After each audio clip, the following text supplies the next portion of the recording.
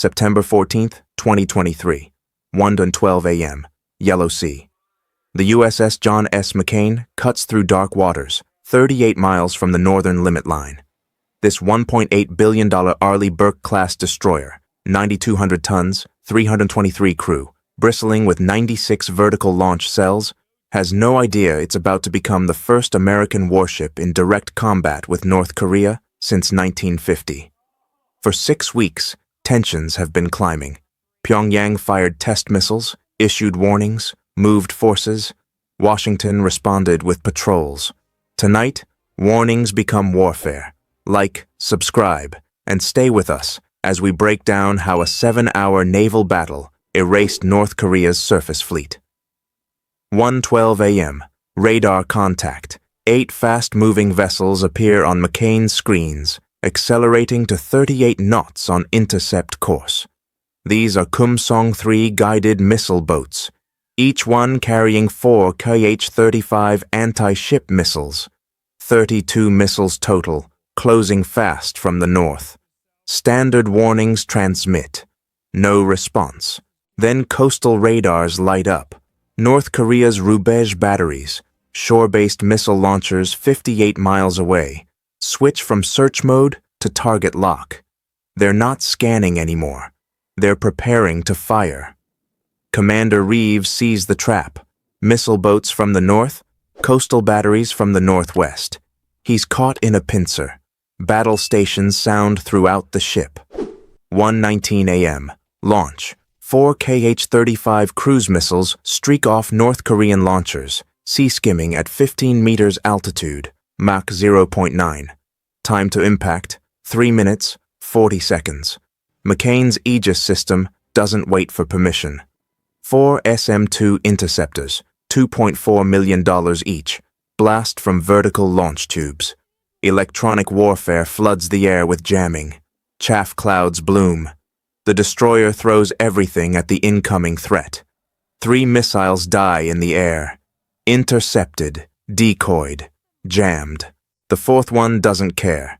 It drops to 8 meters, threading under the SM-2 engagement envelope.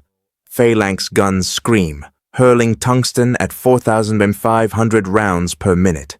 Some rounds connect, not enough. 1:21 a.m. The missile hits McCain's port side, 3 meters above waterline. It doesn't explode. The warhead fails. But 25 kilograms of missile and fuel punch through aluminum hull at 280 meters per second. 3 sailors die instantly in the berthing compartment.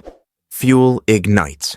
Damage control teams sprint toward the fire as halon gas floods the space. The destroyer bleeds, but she's still fighting. Commander Reeves makes the call. Weapons free. Engage all hostile contacts. The defensive posture ends. The counterattack begins. 1:1:24 a.m. McCain's 5-inch gun opens up on the lead North Korean boat at 18 miles. 70-pound shells travel at 2,500 feet per second. 4th salvo hits.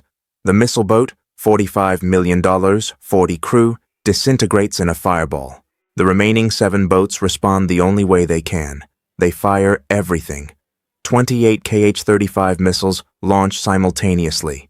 The sky lights up. 1:27 a.m. McCain's Aegis catalogs the nightmare. 28 inbound missiles across a 160-degree arc. The system needs 56 SM-2s for proper coverage. McCain has 41 left after the first engagement. This is what saturation attack looks like in real life. 34 SM-2 missiles fire in 48 seconds. $81 million of defensive ordnance. Phalanx guns spin up. The destroyer becomes a fortress of fire and steel, trying to survive the storm. 23 missiles destroyed. 5 breakthrough. Phalanx kills 2 more at point-blank range. Electronic warfare decoys another. 1 overshoots. The last missile works perfectly. It detonates against McCain's superstructure at 1:29 a.m. The 145-kilogram warhead, 320 pounds of TNT, rips through radar arrays and communication gear. 3 more sailors dead. 18 wounded. The AN Spy 1D radar, loses 40% of its coverage. But McCain doesn't quit. With fires burning and wounded being dragged below deck, the destroyer keeps fighting. 1:33 a.m. The 6 surviving North Korean boats are empty. Magazines expended, only 30mm guns remaining. They turn and run for coastal waters. They don't understand what's coming. McCain launches 8 Harpoon missiles, $1.2 million each, 488-pound warheads designed to kill destroyers. Against small aluminum boats, it's overkill by design.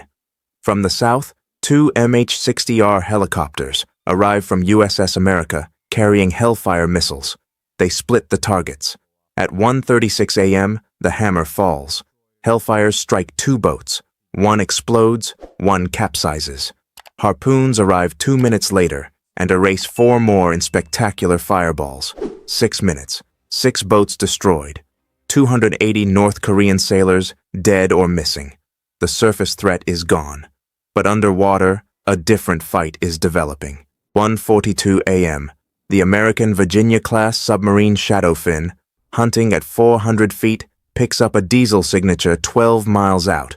Romeo-class submarine, 1960s Soviet tech, 54 crew, trying to sneak toward USS America. Against Virginia-class sonar, stealth is impossible. Commander Chen evaluates the tactical picture. After the surface battle, the rules have changed. 1:44 a.m. One MK-48 torpedo launches. The $3.8 million weapon accelerates to 55 knots, active sonar pinging. The North Korean Romeo hears it immediately. Decoys deploy. The submarine twists, runs, attempts emergency surface. The MK-48's computer doesn't care about desperation. At 1:46 a.m., the torpedo detonates beneath the Romeo's keel. The pressure hull cracks. At 200 feet depth, water floods in like a bomb.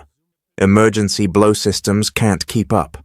The submarine sinks stern first, implodes at 300 feet. 54 men die in seconds. Debris rains onto the seabed. 2:31 a.m. 6 F-35B fighters from USS America reach the North Korean coast at 40,000 feet. Their target? The 4 Rubej batteries that started this fight, still holding 20 unfired missiles. North Korean radar sees nothing. The stealth works. 12 Stormbreaker bombs fall. GPS-guided, millimeter-wave seekers, 208-pound warheads. 8 seconds of warning, then the batteries explode.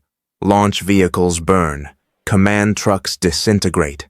48 North Korean soldiers killed. Russia's most advanced coastal defense system, exported to Pyongyang for $420 million, ceases to exist. The F-35s return untouched. 4:40 a.m. dawn. USS John S. McCain holds position, fires out, casualties stabilized. 6 American sailors dead, 18 wounded. 1 destroyer damaged, $45 million to repair. North Korea's count: 8 missile boats destroyed, 1 submarine sunk, 4 missile batteries eliminated, 462 personnel dead or missing, $855 million in assets annihilated. But the real loss isn't measured in dollars. The aftermath. For 8 months following this engagement, North Korea's Navy doesn't cross the 12-mile territorial limit. The northern limit line, disputed for 70 years, becomes an enforced boundary. Not because of diplomacy, because of demonstrated firepower. The engagement proved what analysts suspected. Technological gap matters more than numbers. North Korea fired 32 modern anti-ship missiles at a single destroyer. 2 hits, minimal damage, ship still fighting. The exchange rate is catastrophic from Pyongyang's perspective. McCain's survival came from 3 advantages: sensor reach, precision fires, and depth of inventory. American radar saw threats where North Korean systems were blind. American missiles engaged at 30 miles while adversary weapons needed 15. And when magazines ran low, aircraft and submarines filled the gap. This is the mathematics of modern naval warfare. Smaller nations can buy advanced weapons, but they can't replicate the system. Training, doctrine, industrial capacity, technological integration. North Korea expended its best capabilities and achieved almost nothing. The lesson isn't that American ships are invulnerable. McCain bled, but the lesson is that overwhelming superiority, sensors, weapons, training, creates outcomes where the inferior force loses decisively, even when striking first. Now I want to hear from you.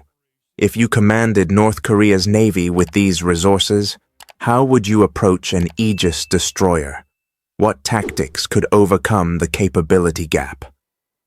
Share your thoughts below, and don't forget to like, subscribe, and follow for more tactical breakdowns of modern warfare.